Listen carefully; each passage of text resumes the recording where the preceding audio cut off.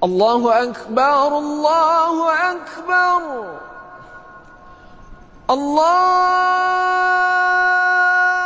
Akbar, Allahu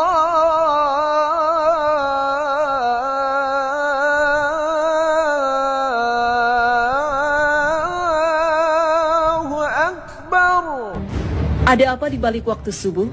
Mengapa Allah bersumpah demi waktu subuh? Mengapa harus berlindung kepada yang menguasai waktu subuh?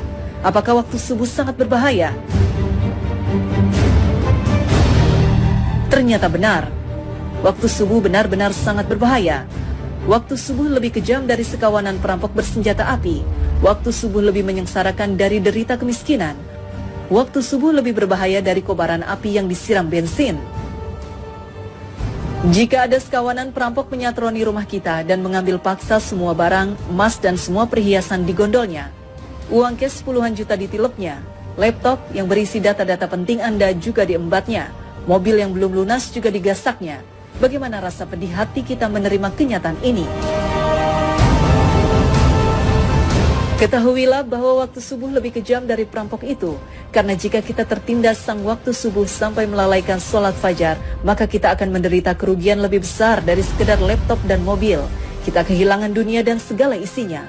Rasulullah SAW bersabda, 2 rakaat fajar lebih baik dari dunia dan segala isinya. Hadis riwayat Muslim. Waktu subuh juga lebih menyengsarakan dari sekedar kemiskinan dunia, karena bagi orang-orang yang tergilas waktu subuh hingga mengabaikan sholat subuh berjamaah di masjid, maka hakikatnya merekalah orang-orang miskin sejati yang hanya mendapatkan upah 1/150 atau 0,7% saja pahala sholatnya. Dan barang siapa yang sholat subuh berjamaah, maka ia bagaikan sholat semalam suntuk. Hadis riwayat Muslim.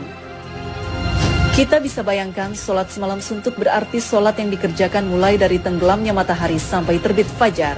Benar-benar fantastis, sama dengan sholat selama 10 jam atau kurang lebih 150 kali sholat.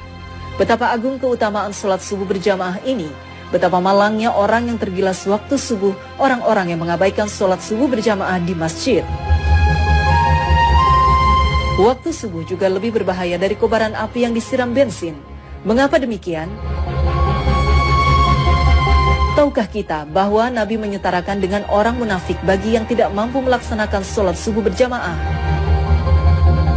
Sesungguhnya tiada yang dirasa berat oleh seorang munafik kecuali melaksanakan sholat isya dan sholat subuh. Sekiranya mereka tahu akan keagungan pahalanya, niscaya mereka bakal mendatanginya ke masjid, sholat berjamaah, sekalipun harus berjalan merangkak-rangkak. Hadis riwayat Bukhari Muslim. Orang yang tergerus waktu subuh hingga tak mampu mendatangi masjid untuk sholat berjamaah adalah orang yang dalam keadaan bahaya karena disetarakan dengan orang munafik. Padahal ancaman bagi orang munafik adalah neraka jahanam.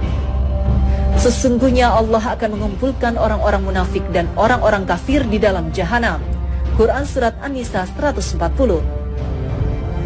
Bukankah jahanam lebih berbahaya dari sekedar kobaran api yang disiram bensin?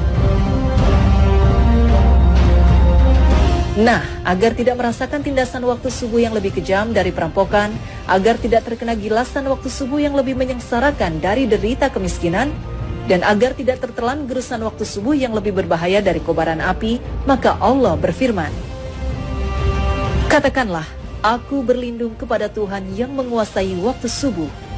Quran Surat Al-Falaq 1.